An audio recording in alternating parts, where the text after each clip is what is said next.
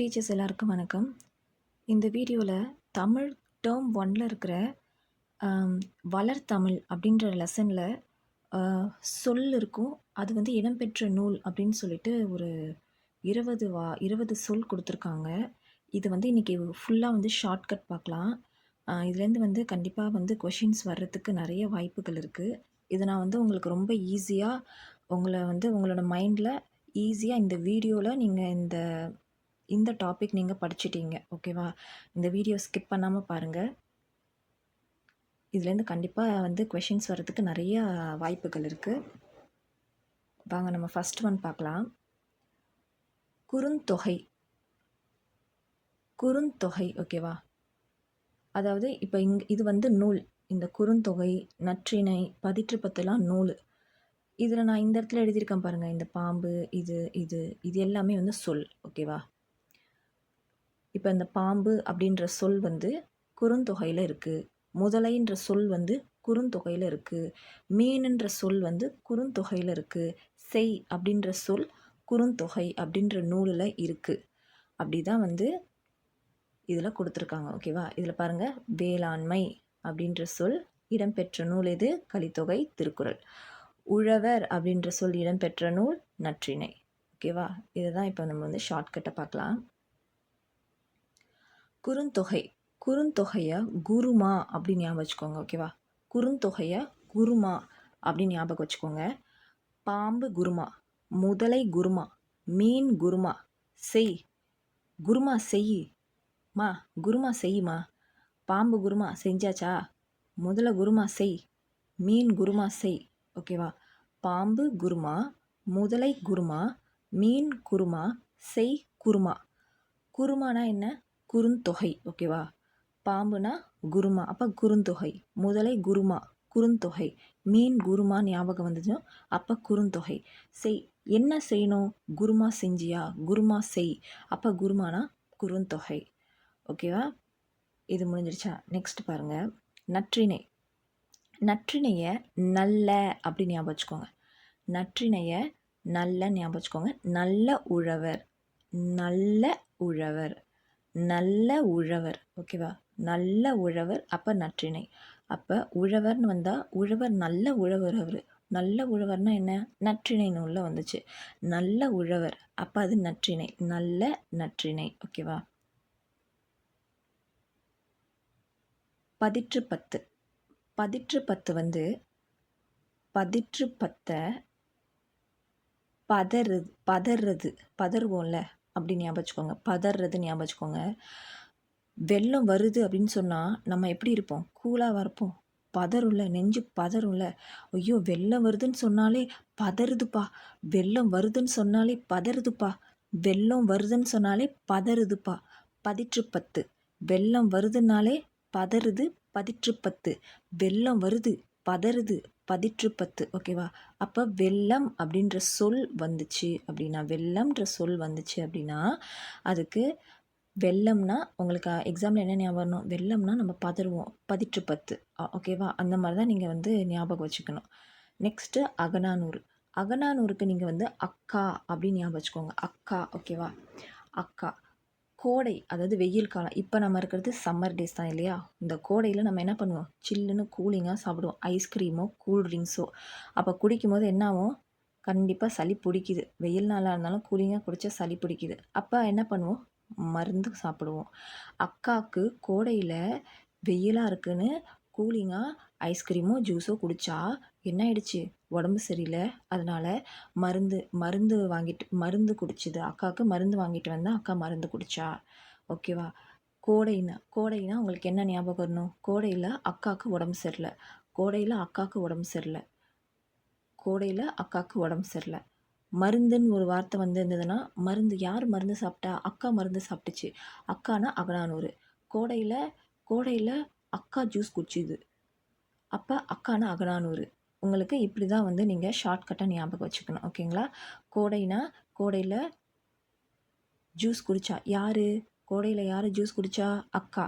அக்கானா அகநானூறு. மருந்து யார் சாப்பிட்டது? அக்கா. அக்கானா அகநானூறு. ஓகேங்களா? நெக்ஸ்ட்டு பெரும்பானாற்றுப்படை. பெரும்பாலாற்றுப்படை எப்படி ஞாபகம் வச்சுக்கிறீங்கன்னா, பெரிய பானை அப்படின்னு ஞாபகம் வச்சுக்கோங்க. பெரும் பானை அப்படின்றதுல பெரிய பானை. பானை பானான்றத பானைன்னு ஞாபகம் வச்சுக்கோங்க. பெரிய பானைய பாத்தியா? பாரு. பெரிய பானைய பாரு. எவ்ளோ பெரிய பானை. ஐயோ! பாரேன் எவ்ளோ பெரிய பானை. ஏய் இங்க பாரு. எவ்ளோ பெரிய பானை பாரேன். பெரிய பானைய பாரு. ஓகேவா? பெரிய பானைய பாரு. ஓகேவா? பாரு அப்படின்னா என்ன பார்க்கணும்? பெரிய பானை இருக்காம். இது மாரி பானைய நான் பார்த்ததே இல்ல. பெரிய பானைய பாரு அப்படின்னு சொல்றது. ஓகேவா? அந்த மாரி ஞாபகம் வச்சுக்கோங்க. நெக்ஸ்ட்டு திருக்குறள். திருக்குறள். திருக்குறள் வந்து எந்த அரசுக்கு கீழ இயங்குற எந்த ஒரு துறையிலையும் வந்து கண்டிப்பா என்ன பண்றாங்க? திருக்குறள் சொல்லணும். அது கட்டாயம் இல்லையா? அது காலையில போனோனே ஒரு திருக்குறள் சொல்லணும். ஸ்கூலா இருந்தா ஒரு திருக்குறள் சொல்லணும். இல்ல ஏதாவது ஒரு அ அ அ ஒரு மீட்டிங் அப்படின்னா அதில ஒரு திருக்குறள் சொல்லுவாங்க. ஓகேவா? அப்போ ஒரு அரசு அரசு துறையில இருக்கிறவங்க ஒரு மீட்டிங்கோ, இல்ல ஸ்கூல்ஸோ என்ன பண்றாங்க? திருக்குறள் சொல்லணும். அது எப்படி சொல்லுவாங்க? திருக்குறள நம்ம இதில வந்து கண்டிப்பா சொல்லணுன்ட்டு மகிழ்ச்சியா சொல்லுவாங்க. அரசு வந்து அரசுல வந்து அரசு மகிழ்ச்சியா என்ன சொல்றாங்க? திருக்குறள சொல்றாங்க. அரசு மகிழ்ச்சியா திருக்குறள சொல்றாங்க. வேளாண்மை வந்து நான் உங்களுக்கு நெக்ஸ்ட்டு சொல்றேன். இப்ப திருக்குறள் மட்டும் ஞாபகம் வச்சுக்கோங்க. அரசு திருக்குறள் நம்ம எங்க சொல்லுவோம்? ஒரு கவர்மெண்ட் மீட்டிங்ல, ஸ்கூல்ல சொல்லுவோம். அப்ப அது அரசுன்னு ஞாபகம் வச்சுக்கோங்க. ஓகேவா?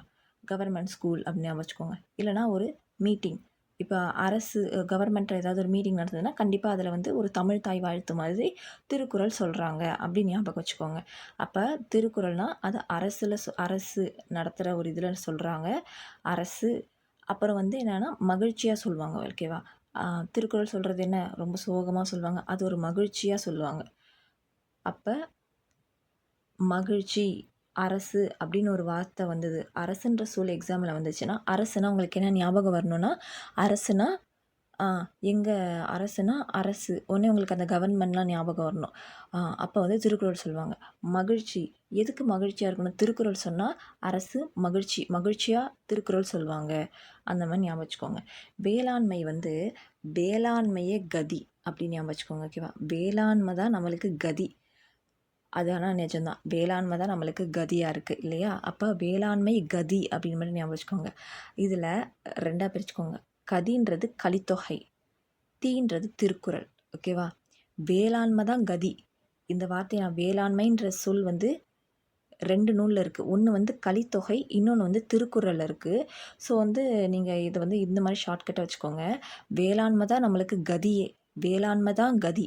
வேளாண்மை தான் கதி. கதினா என்ன? கேனா கலித்தொகை, தீனா திருக்குறள். ஓகேவா? வேளாண்மை தான் கதி, கேனா கலித்தொகை, தீனா திருக்குறள். நெக்ஸ்ட்டு அகத்திணையில் தொல்காப்பியம். ஓகேவா? இதுக்கப்புறம் வர்றதெல்லாம் வந்து ஒரே சொல் வந்து 2, 3 நூல்கள்ல இருக்கும். சாரி. ஒரே சொல் வந்து 2, 3 நூல்கள்ல இருக்கும். ஸோ அதனால நான் இந்த மாரி குடுத்துருக்கேன். அகத்திணையில் தொல்காப்பியம். ஊருன்ற சொல் வந்து இந்த 2 நூல்கள்ல இருக்கு. அகத்திணையில் அப்படின்றத அகத்திக்கீரை அப்படின்னு ஞாபகம் வச்சுக்கோங்க. தொல்காப்பியம் அப்படின்றது தொல்லை அப்படின்னு ஞாபகம் வச்சுக்கோங்க. ஓகேவா? அகத்திக்கீரை எங்க ஊர்ல வெறும் அகத்திக்கீரையா விளைஞ்சு கிடக்கு. அதனால தினமும் எங்க வீட்ல அகத்திக்கீரைய செஞ்சு செஞ்சு என்ன பண்றாங்க? தொல்ல பண்றாங்க. ஓகேவா? எங்க ஊர்ல அகத்திக்கீரை நெறைய விளைஞ்சு கிடக்கு. அது பாட்டுக்கு விளைஞ்சு கிடக்கு. அதனால தினமும் எங்க வீட்ல என்ன பண்றாங்க? அகத்திக்கீரைய செஞ்சு செஞ்சு தொல்ல பண்றாங்க. ஊர் அப்படின்ற சொல் உங்களுக்கு எக்ஸாம்ல வந்துச்சு அப்படின்னா, ஊர்னா ஊர்ல என்ன இருக்கும்? அகத்திக்கீரை நெறைய படர்ந்திருக்கு. ஜஸ்ட் இமேஜின் பண்ணிக்கோங்க. ஊர்ல அகத்திக்கீரைகள் நெறைய படர்ந்திருக்கு. அப்போ அகத்திக்கீரைய செஞ்சு செஞ்சு தொல்ல பண்றாங்க. ஊருன்ற சொல் எந்தெந்த நூல்ல வந்திருக்கு? அகத்திணையில். அகத்திக்கீரைனா அகத்திணையில். தொல்லைனா தொல்காப்பியம். ஓகேவா? ஊர்ல அகத்திக்கீரை அகத்திணையில் தொல்ல பண்றாங்க. தொல்காப்பியம். ஓகேங்களா? நெக்ஸ்ட் போலாமா? வினையியல் தொல்காப்பியம். இந்த நூல்ல உள்ள வேர்டு வந்து முடி. முடிச்சிட்டியா? வீட்ல கேட்பாங்கள்ல, முடிச்சிட்டியா? என்ன முடிச்சிட்டியான்னு கேட்பாங்க. படிச்சு முடிச்சிட்டியான்னுவாங்க. என்ன படிச்சு முடிச்சிட்டியா? வினை. வினையில நம்மளுக்கு தமிழ்ல எத்தனை இருக்கு? வினை தொகை இருக்குது, வினை முற்று இருக்குது, வினை எச்சம் இருக்குது. அந்த வினை அந்த அந்த டாபிக்ஸ்லாம் முடிச்சிட்டியா, முடி, சீக்கிரம் முடி அப்படின்னு சொல்லி தொல்லை பண்ணுறாங்க. முடி முடி முடின்னு எதை சொல்கிறாங்க? வினை டாப்பிக்கை முடிச்சிட்டியா, தமிழில் வினை எச்சம் அந்த மாதிரி வினை டாபிக்ஸ் இருக்குல்ல இலக்கணத்தில், அதெல்லாம் முடிச்சிட்டியா, வினை முடிச்சிட்டியா அப்படின்னு சொல்லி தொல்லை பண்ணுறாங்க. அப்போ முடி அப்படின்ற வேர்ட் வந்ததுன்னா உங்களுக்கு ஞாபகம் வேண்டியது என்ன முடிக்க சொன்னாங்க? முடினா என்ன முடி? வினை. வினை டாபிக் தான் சொன்னாங்க. வினை டாப்பிக்கை முடிச்சிட்டியா அப்படின்ட்டு தொல்லை பண்ணுறாங்க. அப்போ வினையியல், வினைனா வினையியல், தொல்காப்பியம். ஓகேவா? முடின்ற சொல் எந்தெந்த நூலில் வந்திருக்கு? வினையியல் தொல்காப்பியமில் இருக்குது. நெக்ஸ்ட்டு திருக்குறள், கற்பியல், தொல்காப்பியம். இந்த நூல்களெல்லாம் மகிழ்ச்சின்ற வேர்டு இருக்குது. இது எப்படி ஞாபகம் வச்சுக்கலான்னா, திருக்குறளை கற்பிக்கிறது எனக்கு ரொம்ப மகிழ்ச்சி. அதில் எனக்கு எந்த தொல்லையுமே கிடையாது. திருக்குறளை கற்பிக்கிறது, அதாவது திருக்குறள் சொல்லி கொடுக்குறேன், அது எனக்கு மகிழ்ச்சியை தருது. அது என்றைக்குமே எனக்கு தொல்லையாக இருந்ததே இல்லை. நம்ம ஒருத்தவங்களுக்கு சொல்லி கொடுக்குறோம் அப்படின்னா அது நம்மளுக்கு ஒரு ஹாப்பி தானே. நம்மளால் இன்னொருத்தவங்க பயன்பெறாங்கன்னு சொல்லிட்டு நம்ம அதில் ஹாப்பியாக தான் இருப்போம். அதே தான் திருக்குறள் கற்பிப்பது எனக்கு மகிழ்ச்சி. அதில் எனக்கு எந்த தொல்லையுமே இல்லை. அதை நீங்கள் ஞாபகம் வச்சுக்கோங்க. ஓகேவா? மகிழ்ச்சி அப்படின்றது திருக்குறள். மகிழ்ச்சின்ற வேர்டு வந்தால் மகிழ்ச்சி, எதுக்கு நம்ம மகிழ்ச்சியாக இருப்போம்? திருக்குறள் சொல்லித்தருவோம். சொல்லி கொடுக்குறதுல மகிழ்ச்சி. என்ன சொல்லித்தரோம்? திருக்குறள் கற்பிப்பதில் மகிழ்ச்சி. அது எனக்கு தொல்லை இல்லை. மகிழ்ச்சின்னு வந்தால் திருக்குறள் சொல்லித்தரது தான் மகிழ்ச்சி. அப்போ திருக்குறள் கற்பியல், கற்பிப்பதுனா கற்பியல், தொல்லைனா தொல்காப்பியம். ஓகேங்களா? இதை நீங்கள் ஒரு 2 டைம்ஸ் பாருங்கள், உங்களுக்கு கண்டிப்பாக வந்து மைண்டு ரிஜிஸ்டர் ஆகிடும். அதுக்கப்புறம் இது நீங்கள் படிக்கணுன்ற அவசியமே இல்லை. நீங்கள் அந்த ஃபஸ்ட்டு இந்த டேப்லர் காலம் பார்த்தீங்கன்னா, இதில் எப்படி இதை நம்ம ஞாபகம் வைக்கிறதுனே ரொம்ப ஒரு கன்ஃபியூஸ்டாகவே இருக்கும். நீங்கள் இந்த மாதிரி நான் சொல்கிற ஷார்ட்கட்டில் படிங்க, கண்டிப்பாக வந்து உங்களுக்கு வந்து என்றைக்குமே மறக்காது. நெக்ஸ்ட்டு வேற்றுமையில் தொல்காப்பியம். இந்த நூலில் புகழ் அப்படின்றது இருக்குது. நான் எங்கள் வீட்டில் வர்றவங்கள எல்லாரையும் சமமாக தான் பார்ப்பேன். சமமாக பார்த்து தான் என்ன பண்ணுவேன்? நடத்துவேன். ரொம்ப பணக்காரங்க என் வீட்டுக்கு வந்தாலும் சரி, ரொம்ப ஏழையாக இருக்கிறவங்க வீட்டுக்கு வந்தாலும் சரி, அவங்கள எந்த வேற்றுமையும் பார்க்க மாட்டேன். வேற்றுமை பார்க்காம அவங்கள வீட்டுக்கு வர வச்சு எல்லாரையும் ஒரே மாதிரி உட்கார வச்சு காஃபி தருவேன். அதுதான் என்னுடைய புகழ். ஓகேங்களா? அதாவது புகழ் அப்படின்னா எதுக்கு புகழ்? எதுக்கு புகழ்? நான் யாரையுமே வேற்றுமையாக பார்க்க மாட்டேன். அவங்களுக்கு காஃபி போட்டு தருவேன். ஓகேவா? எங்கள் வீட்டுக்கு வர்றவங்கள நான் வேற்றுமை பார்க்காம காஃபி போட்டு தருவேன். வேற்றுமை. ஓகேவா? வேற்றுமையில் தொல்காப்பியம். புகழ். எனக்கு அதுதான் புகழே. என்னோடய புகழே எதில் இருக்குன்னா, நான் எல்லாரையும் சமமாக பார்ப்பேன். எந்த வேறுபாடும் பார்க்க மாட்டேன். வர்றவங்களுக்கெல்லாம் எந்த வேறுபாடு இல்லாமல் ஒரே மாதிரி நடத்துவேன். காப்பினா காப்பி தான். ரொம்ப பெரியவங்க வந்தாங்கன்னா அவங்களுக்கு ஒரு விதமாக, ரொம்ப ஏழையாக வந்தாங்கன்னா அவங்களுக்கு ஒரு விதமாக இல்லை. யார் என் வீட்டுக்கு வந்தாலும் அவங்களுக்கு எந்த வேற்றுமையும் இல்லாமல் அவங்களுக்கு நான் காப்பி போட்டு தருவேன். அதுதான் எனக்கான புகழே அதுதான். ஓகேவா? புகழ்னு வேர்டு வந்ததுன்னா வேற்றுமை பார்க்க மாட்டேன். வேற்றுமை பார்க்காம இருக்கிறது தான் எனக்கு புகழ். காப்பி போட்டு தர்றது தான் என்னோடய புகழ். ஓகேவா? அப்படி ஞாபகம் வச்சுக்கோங்க. நெக்ஸ்ட்டு களவியல் தொல்காப்பியம். அந்த நூலில் அன்பு வந்திருக்கு. நம்ம ஒருத்தவங்க மேலே அன்பாக இருந்தோன்னா கலகலன்னு பேசுவோம். களவியல்னால் கலகலை. ஓகேவா? கலக்கலன்னு பேசுவோம் இல்லையா? அன்பாக இருந்தால் நம்ம ஃப்ரெண்டுக்கிட்ட நம்ம அன்பாக இருப்போம். அப்போ நம்ம எப்படி பேசுவோம்? உம்முன்னா பேசுவோம், கலகலன்னு பேசுவோம். களவியல். அப்போ ஃப்ரெண்ட்ஸோட எங்கே போவோம்? வா நம்ம காஃபி சாப்பிட போகலாம் அப்படின்னு சொல்லிட்டு அங்கே காஃபி சாப்பிட போயிட்டு அங்கே என்ன பண்ணுவோம்? கலகலன்னு பேசுவோம். அன்புனா என்ன? ஃப்ரெண்ட்ஸை ஞாபகம் வச்சுக்கோங்க. அன்புன்ற வேர்டு வந்து நம்ம ஃப்ரெண்ட்ஸை வந்து வா நம்ம போய் காஃபி குடிச்சிட்டு வரலாம், இப்படி போய் காஃபி ஷாப் போகலாம், டீ ஷாப் போகலாம் அப்படின்னு சொல்லிட்டு போயிட்டு என்ன பண்ணுவோம்? காஃபி குடிச்சிட்டு இல்லை காஃபி குடிச்சிட்டு என்ன பண்ணுவோம்? நம்ம கலகலன்னு பேசிட்டு கொஞ்ச நேரம் டைம் ஸ்பெண்ட் பண்ணிட்டு வருவோம். அப்போ அன்புனா காஃபி ஷாப் போய் கலகலன்னு பேசிட்டு வருவீங்க. காப்பினா தொல்காப்பியம், கலகலன்னா களவியல். ஓகேங்களா? நெக்ஸ்ட்டு உலகம், ஒளி, உயிர். இந்த 3 வேர்டுமே இந்த 3 நூலில் இருக்குது. திருமுருகாற்றுப்படை, கிளவியாக்கம், தொல்காப்பியம். இது எப்படி ஞாபகம் வச்சுக்கிறதுனா, முருகாற்றுப்படைன்னு இருக்குல்ல, இந்த முருகாற்றுப்படையை முறுக்குன்னு ஞாபகம் வச்சுக்கோங்க. ஓகேவா? திருமுருகாற்றுப்படையை முறுக்கு ஞாபகம் வச்சுக்கோங்க. முறுக்கு எந்த ஷேப்பில் இருக்கும்? ரவுண்டு ஷேப்லலாம் இருக்கும். முறுக்கு ரவுண்டு ஷேப்பில் இருக்குமா? ஆ கிழவி கிழவி கிழவியாக்காம கிழவின்னு வச்சுக்கோங்க. கிழவி என்ன சொல்கிறாங்கன்னா, உலகம் முறுக்கு ஷேப்பில் இருக்கான். முறுக்கு ஷேப்பு மாதிரி ரவுண்டாக இருக்குது அப்படின்னு கதை சொல்லிட்டு இருக்காங்க. கிழவினாலே கதை சொல்லுவாங்க இல்லையா? அப்போ அந்த கிழவி என்ன சொல்கிறாங்களாம், உலகம் முறுக்கு ஷேப்பு மாதிரி ரவுண்டாக இருக்குது அப்படின்னு கதை சொல்லிட்டு இருக்காங்க. உடனே அங்கே இருக்கிற அந்த சின்ன பசங்களாம், ஐயோ இந்த கிழவி இந்த உலகம் ஒழிஞ்சாலும் ஒழியும், இந்த கிழவியோட உயிர் ஒழிய மாட்டேங்குதே, தொல்லை பண்ணுறாங்க அப்படின்னு சொல்லிட்டு சொல்கிறாங்க. ஓகேவா? இதுதான் இதோட ஷார்ட்கட்டு. நான் இன்னொரு தடவை சொல்கிறேன். இது வந்து வெறும் ஷார்ட்கட்டுக்காக தான். முருகாற்று படை அப்படின்றத முறுக்கு ஞாபகம் வச்சுக்கோங்க. அடுத்தது கிளவியாக்காம கிளவி ஞாபகம் வச்சுக்கோங்க. தொல்காப்பியம் அப்படின்னா தொல்லை. ஓகேவா? கிளவி வந்து உலகம் உலகம் வந்து முறுக்கு மாதிரி ரவுண்டாக இருக்குது அப்படின்னு சொல்லிட்டு ஒரு கதை சொல்லிட்டு இருக்காங்க. உடனே அங்கே இருக்கிறவங்க என்ன சொல்கிறாங்க, இந்த உலகம் ஒழிஞ்சாலும் ஒழியுது, இந்த கிழவியோட உயிர் ஒழிய மாட்டேங்குதே அப்படின்னு தொல்லை பண்ணுறாங்க. ஓகேவா? இது எல்லாமே வந்து ஒரே இதுதான் வருது. உலகம்னு வந்தால் உலகத்தில் யார் தொல்லை பண்ணுறா?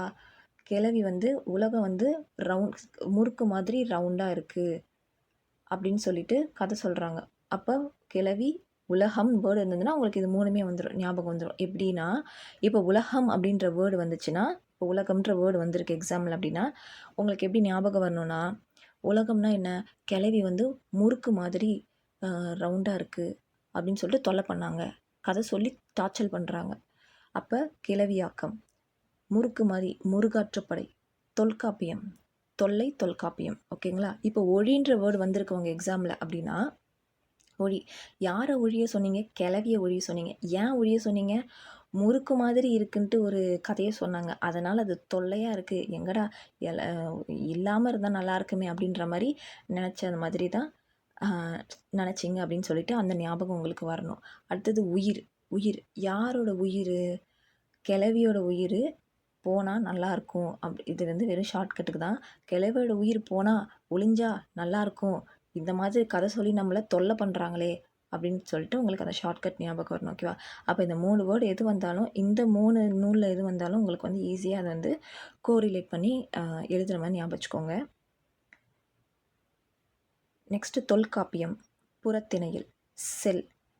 எப்போ பார்த்தாலும் செல்லு நோண்டிக்கிட்டே இருக்க, சும்மா செல்லு நோண்டிக்கிட்டே இருப்பியா, எவ்வளோ நேரம் செல்லு நோண்டுற அப்படின்னு சொல்லிட்டு நம்ம வீட்டில் இந்த டயலாக் வந்து அடிக்கடி நம்ம கேட்டுக்கிட்டே இருப்போம், திட்டு வாங்கிட்டே இருப்போம். ஸோ செல்லு நோண்டிகிட்டே இருக்கியா அப்படின்னு சொல்லிட்டு என்ன பண்ணுறாங்க, நம்ம வீட்டில் திட்டிக்கிட்டே இருக்காங்க.